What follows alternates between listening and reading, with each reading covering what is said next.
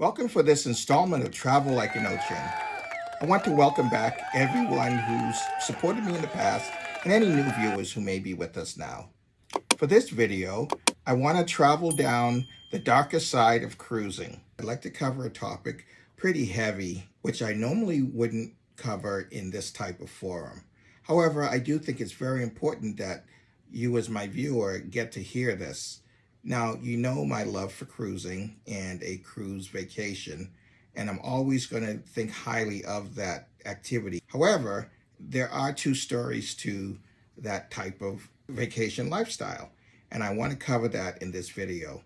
Caution, this video isn't for younger viewers. The source of my information is from a website that I found, Maritime Lawyer, and I'll give details of the exact site. I encourage you to not only do your due diligence on other sources of this type of material. I found it by simply doing a Google search on reasons why people don't choose to cruise. And I came across this website, and I do recognize it's only one source. So with that, let's begin, and I'll see you on the other side.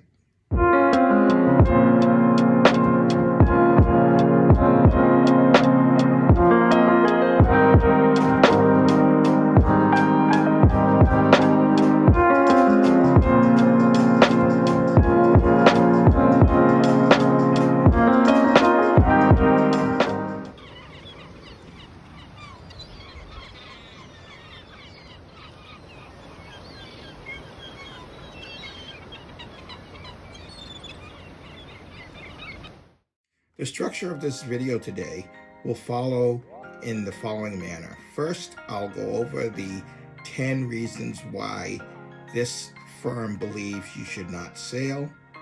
And then in the last portion of this video, I'll go over each one briefly and give you my reasons why I agree or disagree with the statement.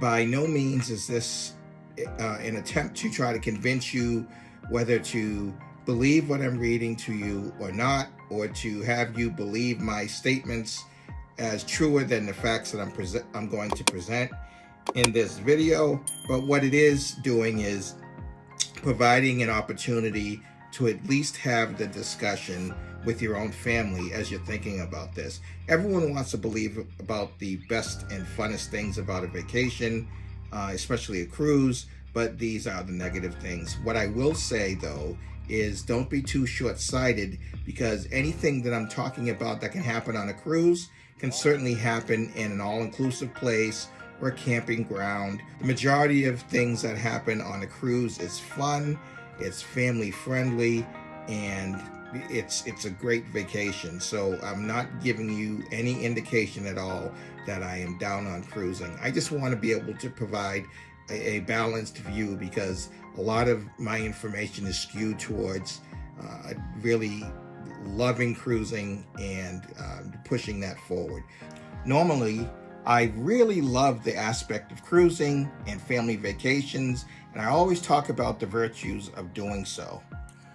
All right, let's begin. So I mentioned earlier that I am using as my source a website, and it's from the Walker and O'Neill Maritime Lawyers. You can find that online, and this is based off an article from April 8th, 2010, and it's called Top 10 Reasons Not to Cruise. Other websites, other sources have their own versions of these types of top 10 lists, but I found this one particularly interesting, and I do want to go over some of the material with you and talk about it as the focus of this video. All right, so I'm going to scroll through each of these, literally reading the list. I'm going to put a copy of this list in the video so you can see what it looks like up front, but I will read it and we will go through each one accordingly. There's going to be some shocking information. In fact, it's pretty eye-opening to me, because my experience on cruises has been nothing like this. I just want to acknowledge the fact that these things do happen, and they are edge cases. They're not the norm. That being said, it's still important to look at these things and understand them, just so that from a risk profile, we could prepare our families to try to mitigate or avoid some of these types of things that may happen to us. Clearly they happen to these other people. They weren't asking for these things to happen to them, and they did, and that is just the bad luck of the draw, I would say.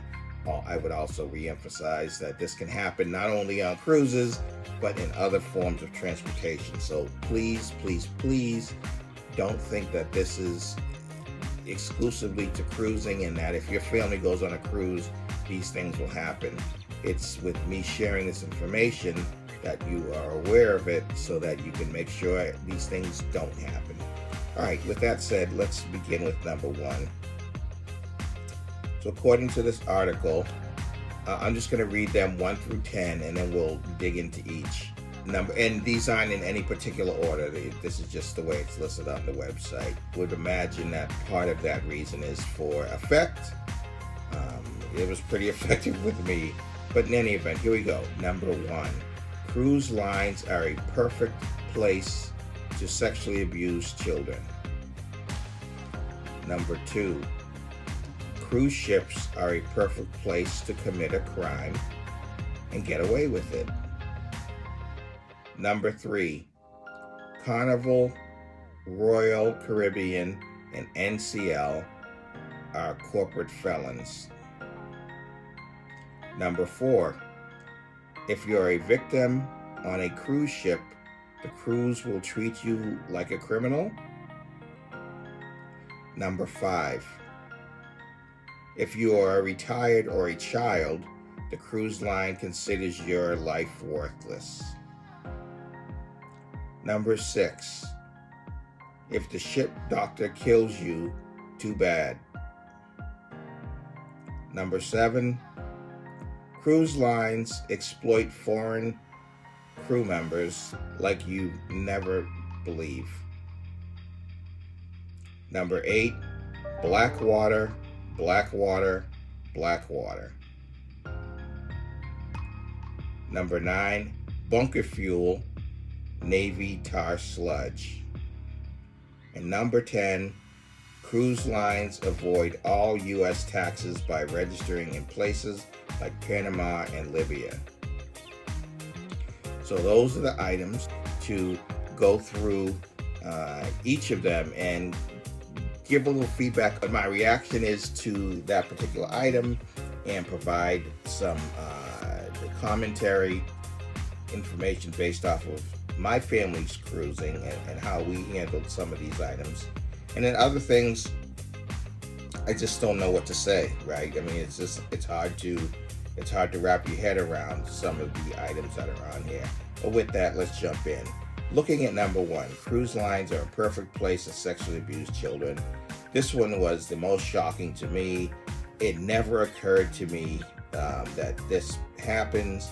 And after reading some of the information on the website of cases that happen, it is absolutely horrific. The one thing I'll say is when I'm on a cruise with my family, I don't let my guard down and just let my kids run around the ship without understanding where they're at. Nor would I do that in a supermarket or in a public setting if I went to a park or if I went to Disney World or anywhere else. So this is something that's clearly in the realm of a parent's responsibility. You can't abdicate that responsibility to the cruise lines when you have your family on vacation. You have to be cognizant of where they're at, what they're doing, and make sure that they're not in harm's way. And that is your responsibility as a parent. Cruise ships are very safe. The things that happen to children can happen either by people who work on the ship or other sick adults. Just watch your kids. That's the bottom line on that one. Cruise ships are a perfect place to commit a crime and get away with it. I never really heard about this until I started watching some of the television shows of these murder mysteries or what have you.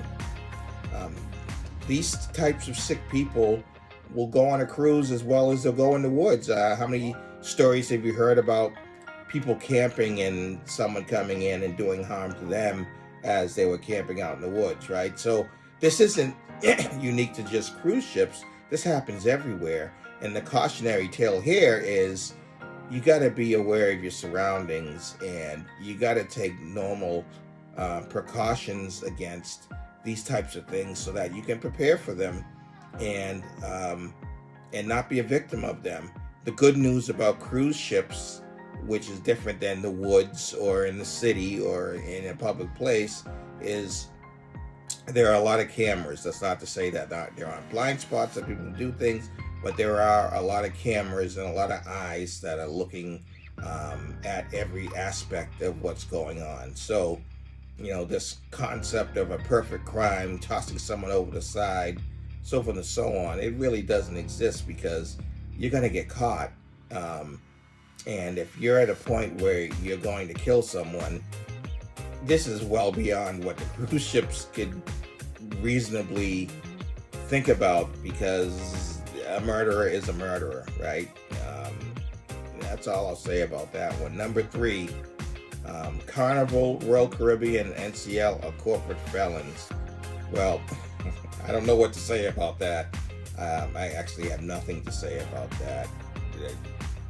If a felon is someone who creates an environment for me to be able to spend my money and provide a great vacation full of memories and a good time with my family, then, what can you say? They're felons. I don't really get that argument. But okay, it's fair. It's on the list, and I commented on it. I don't see it. I may be wrong on that. Please respond in the comments on if you believe in that one. Number 4, if you are a victim on a cruise ship, the cruise line will treat you like a criminal. This one is interesting because the same characteristics happen on land, or if you are a victim of a regular crime and the police are investigating, they always seem to question the victim, especially in situations where there may be family members involved or a domestic violence type of situation. The people doing the investigation tend to blame or focus on the family members or obvious people because of the whole motive and opportunity aspect of crime, of crime fighting or crime theory. So I'm not surprised that this is on the list, but again, I don't think it's unique to cruising. This is something that happens in general when it comes to investigating crimes. They want to find out why, and usually the perpetrators of these types of crimes are people close to the victim. So it's going to be family members, it's going to be close acquaintances, and it's a starting point. So I'm not too surprised that this is on this, but this will appear on other lists as well. Number 5, if you are retired or a child, the cruise line considers your life worthless. I just don't agree with this. And in fact, there are a lot of incentives for younger cruisers, 2-for-1s or special areas set up for them at a very low price to keep them entertained, so forth and so on. I can go on and on. And in terms of senior cruisers, especially if you've been sailing with a company for many years, those are the years where you're going to benefit. You get a senior discount. They recognize you through their loyalty program, and you are a bit of a cruise ship celebrity when you're on sailings if you have mileage under your belt. Now, it's hard for me to talk about this from a perspective of being a new cruiser and being older, because I'm neither at this point.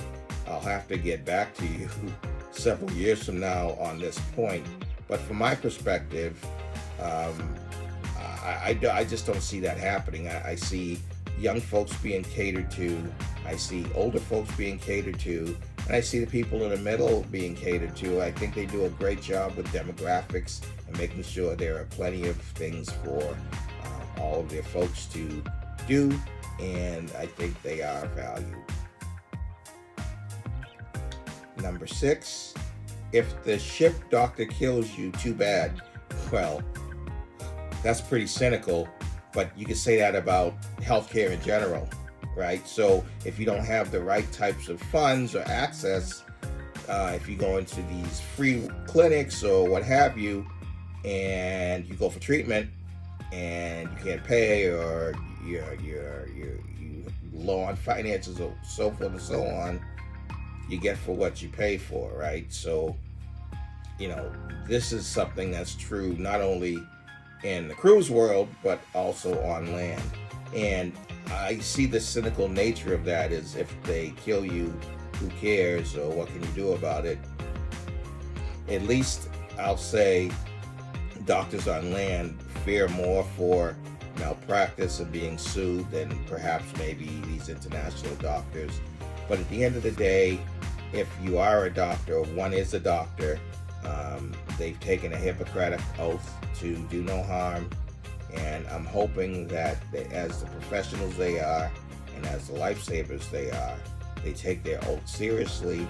And remember, you yourself have to be an advocate for your own health and safety and well-being. So if something doesn't seem right, or if you don't have family members watching out for your best interest, that's going to be a problem. Next one. Cruise lines exploit foreign crew members like you never believe. Now here, I have to tend to agree with this, right? The cruise companies, in order to become order to remain profitable, will hire labor from what is considered third world countries, or countries that aren't strong on labor laws, and they will literally work these folks to the bone. Not only doing one job, but doing 2 or 3 jobs. I can't remember. I can tell you several instances where I've been on cruises where in the morning I saw someone folding towels, in the afternoon they were running a trivia game, and then that evening I saw them serving, right? So they really work these people in multiple positions. That's not true of all positions. Like this quote-unquote skilled positions, they get paid a pretty good salary, like the crew, the captain and his officers and managers,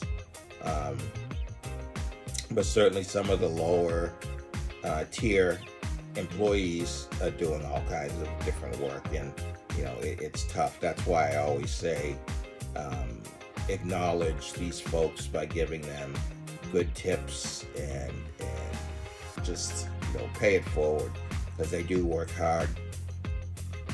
The upside is, well, there's no upside, but one of the things you can consider too is a lot of the countries that these folks work for, that these folks live in, their cost of living is a lot lower. So the money that they make on these cruise ships during the contracts that they work really take care of their families. So it's a very American attitude to see some of the hourly wages and to complain about that we have such a high standard of living here that we couldn't survive on the wages that the cruise lines provide. But clearly there are a number of folks who do. I wish it were more equitable, but it's not, and that's just the way that is. Next one. Blackwater. If you're not familiar with that term Blackwater, that's basically wastewater from the ships from when you wash your hands, or you use water, you pour stuff down the drains. That's what this Blackwater is. It's not waste water which comes from the toilet, but it certainly is all the other sources of water that's not being used. This is the part of, it's a ship, right? Where is it going to go? I do agree that there should be rules, well, better rules and better enforcement on when these items are dispersed and how they are dispersed into the environment. But it happens all the time, and there have been some cruise companies with worse records than others. Although they're improving themselves, they do have a reputation. Carnival Cruise Line is one of them, where they've been caught several times violating some of these types of rules, and the courts step in and they pay fines and they try to do better. And that's what I'll say about that. I don't think these cruise lines are maliciously going out trying to destroy the environment. I think it's just trying to find a solution to deal with the stuff that's out there. The waste that we create. We as humans need to do a better job. And that's what I'll say about that. And bunker fuel, nasty tar sludge. Again, this deals with the operations of the ship. I don't know much about this. It sounds terrible. I don't even really know or can explain to you here what that is or what that means. If you go to the website, they have some examples and case law on it, so I'll leave that to you. But in terms of this video, I'll just say this is one of the things that I have a big question mark on, and it should be looked at further, and I'm not trying to avoid it, but there's nothing I can do about that. And finally, cruise lines avoid all U.S. taxes by registering in places like Panama and Liberia, and that's true of any business. We even see this activity happening within the United States with companies registering in Rhode Island or Nevada or Delaware or Wyoming for different tax reasons. This is all a tax strategy, and it's a way a business conducts itself and how it remains profitable. I don't see this as an issue as much as the people who properly do this and understand what they need to do to make themselves profitable are doing that. There could be some arguments about international law, and the laws for people are a lot stronger in the U.S., but the reality is the U.S. is just one country out of several hundred, and our particular belief systems, although I think are the best in the world and I live by them and I believe in them, it's just not what it is in other countries. And the cruise lines are just taking advantage of locations in the world to conduct their business and provide a vacation for families like mine and yours at the lowest price possible, so that they can turn a profit and as well provide that service. So there you have it. That's all of the items, and I talked a little bit about each. I'm sure there's going to be a lot of discussion on this one because it's very controversial, but it shouldn't be. This is just what it is. And again, I apologize for the negative nature of this video, but I thought it was important to let people hear that there is another side, that it's not all roses all the time with these cruises. And as you think about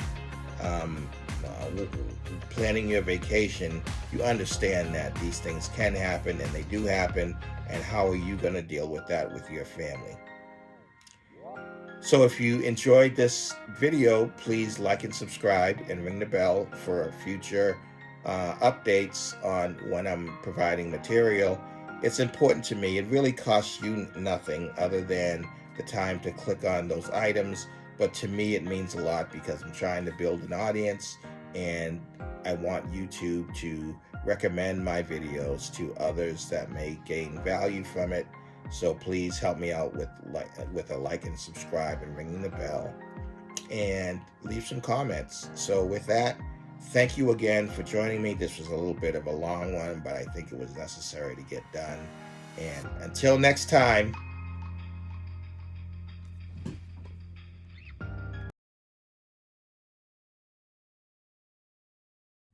remember to like and subscribe and click that bell